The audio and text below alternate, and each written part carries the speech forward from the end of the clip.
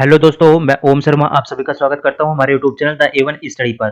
तो अभी latest update क्या है? अपडेट है कि मोदी द्वारा अपने पद से इस्तीफा दे दिया गया है। अब कौन नेक्स्ट पीएम होगा, इसकी हलचल बड़ी तेजी से हो रही है, क्योंकि यही बताया जा रहा है, क्योंकि पार्टियों के बीच अभी खींचतान की जा रही है, चाहे वो टीडीपी हो या जेडीयू हो। काफी ज्यादा खींचतान हो रही है, बात की जा रही है कि ये समर्थन देंगे नहीं देंगे। हालांकि बात की गई है समर्थन की, लेकिन इनकी मांगों को देखते हुए भी खींचतान हो रही है। अब बीजेपी के साथ कौन-कौन है, इस पर पूरी तरह से प्रश्न चिन्ह खड़ा हो गया है। तो करेंगे इस पर एक-एक करके बात। तो हमारा ये टेलीग्राम है, ये इसका स्कैन कोड है। आप इसको स्कैन करके भी हमारे टेलीग्राम लिंक से जुड़ सकते हो और अपडेट ले सकते हो। यदि यहाँ से लिंक नहीं हो पाता या स्कैन नहीं हो पाता, तो आप यूट्यूब पेज पे जाके भी वहाँ पर टेलीग्राम, इंस्टा और व्हाट्सएप सभी के लिंक दिए हुए हैं, आप वहाँ से कनेक्ट हो सकते हो हमारे साथ। तो चलते हैं अपनी अपडेट पर। तो जैसा कि पता है कि ममता बनर्जी बंगाल में अच्छी जीत कर पाई हैं, उनके द्वारा भी 29 सीट लाई गई हैं। अब 29 सीट इनके द्वारा भी लाई गई हैं। यही प्रयास किए जा रहे हैं कि अब ममता के साथ गठबंधन करेगी बीजेपी, ऐसा बोला जा रहा है, क्योंकि अमित शाह द्वारा उनको फोन किया गया है, क्या आप हमारा साथ देंगी या नहीं देंगी? क्योंकि इन्होंने खुद बोला है कि मैंने राहुल गांधी को फोन मिलाया, उन्होंने फोन नहीं उठाया, अब हम अकेला रहेंगे, अकेला रहना चाहेंगे, ऐसा उन्होंने बोला। और अमित शाह के द्वारा इनको फोन किया गया समर्थन प्राप्त करने के लिए। हालांकि अभी तक इनका ऐसा कोई जवाब नहीं आया है। वहीं बात करें चंद्रबाबू नायडू जी की, तो आप देख सकते हो कि चंद्रबाबू नायडू भी 16 सीट लेकर आए हैं। हालांकि मोदी के द्वारा और उनके मंत्रियों द्वारा काफी ज्यादा प्रचार किया गया था, काफी ज्यादा हेल्प की गई थी प्रचार में आंध्र प्रदेश के अंदर, लेकिन इनकी मांगों को देखते हुए बीजेपी पूरी तरह से सदमे है, क्योंकि उन्होंने भी 4 मंत्री पदों की मांग कर दी है। अब वो 4 में गृह मंत्रालय की बात की गई है, यानी होम मिनिस्ट्री की बात की गई है, रेलवे की बात की गई है, बड़े बड़े 4 मंत्री पदों की यहाँ पर बात कर दी गई है। अब यहाँ पर भी सोच रहे हैं इनको दें या ना दें। वहीं बात करें तो नीतीश बाबू जी की, तो इनको आप सभी जानते हैं, इनको पलटूराम कहा जाता है। और पलटूराम तो है ही, इनकी महिमा यही जाने, क्योंकि ये कभी किसी का टाइम पे साथ छोड़ देते हैं, साथ दे देते हैं, इनका कुछ नहीं कह सकते, क्योंकि पूरी तरह से देखा जाए तो ये कुर्सी के अच्छे लालची व्यक्ति माने जाते हैं।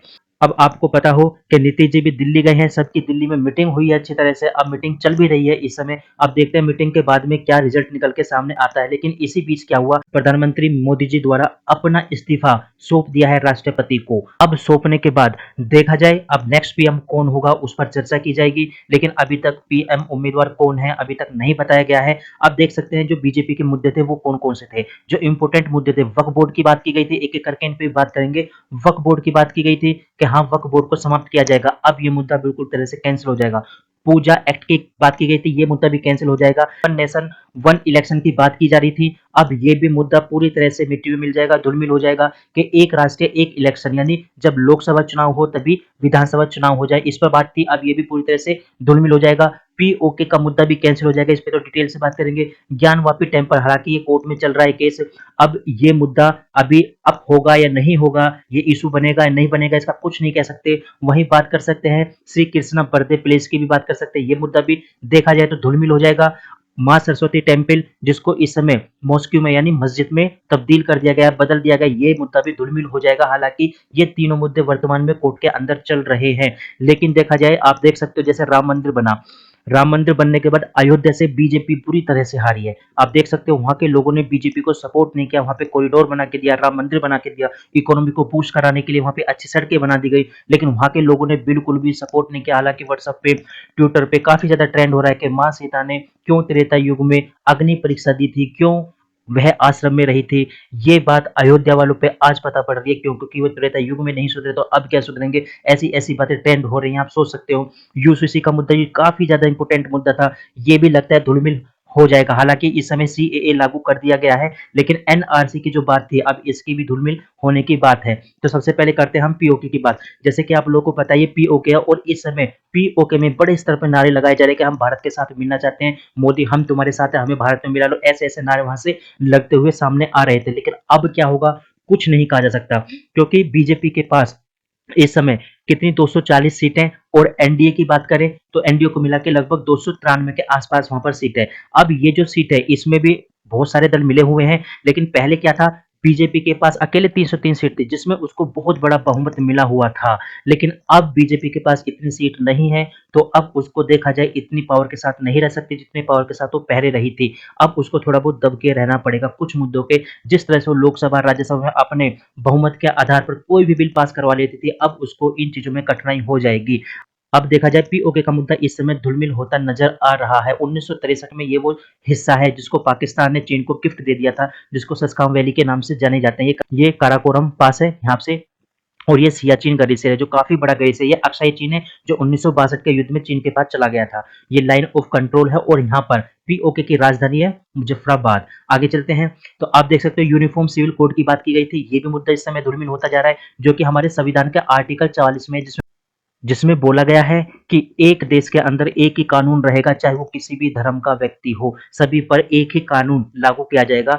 इस संविधान के अंदर जो बात की गई है, विपक्षी पार्टी उसको मानने से इनकार करती है। हालांकि वो नारा बेशक देती हैं कि हम संविधान की रक्षा के, लेकिन जो संविधान में लिखी हुई बात है उसको वो नहीं मान रहे। तो आप देख सकते हो एनआरसी और सीए की बात थी। सीए इस समय लागू हो चुका है, लेकिन एनआरसी अभी लागू नहीं है। इसको बात की जाएगी, लागू की जाएगी, लेकिन अब मुश्किल है कि ऐसा हो पाएगा, क्योंकि पूरा बहुमत बीजेपी को नहीं मिल पाया। वक्फ बोर्ड जो काफी ज्यादा चर्चा का विषय रहा है, जो 1995 में वक्फ बोर्ड जो पावर दी गई थी कांग्रेस के द्वारा, उसको हटाने की यहाँ पर बात की जा रही थी, क्योंकि इसके पास जो पावर थी, यदि वक्फ बोर्ड ने किसी भी आपकी संपत्ति पर बात बोल दी कि ये संपत्ति हमारी है, उस पर कब्जा कर लिया, तो आप वक्फ बोर्ड से नहीं छुड़ा सकते थे, आप कोर्ट नहीं जा सकते थे। हालांकि ऐसे काफी ज्यादा मुद्दे हैं, जैसे हाई कोर्ट खुद सुप्रीम कोर्ट के पास गया था कि मेरी प्रॉपर्टी वक्फ बोर्ड से छुड़वा दी जाए। सुप्रीम कोर्ट के पास वहां पे जा रहा है, हाई कोर्ट खुद, आप सोचो, जो दूसरों को डिसीजन देता है, निर्णय देता है, क्या हाई कोर्ट से ऊपर हो गया वक्फ बोर्ड? ऐसी पावर इसके पास है। बहुत सारी प्रॉपर्टी ऐसे, तमिलनाडु का तिरुचि एक गांव है, वो भी पूरी तरह से, जिसको त्रिची गांव के नाम से जानते हैं, वो पूरी तरह से वक्फ बोर्ड के कब्जे में है। वहां पे बोला गया आप पहले या तो मुस्लिम बनो तब आपको प्रॉपर्टी दी जाएगी। ऐसे ऐसे डिसीजन सामने आए थे। हालांकि अब ये मुद्दा भी धुलमिल होता नजर आ रहा है।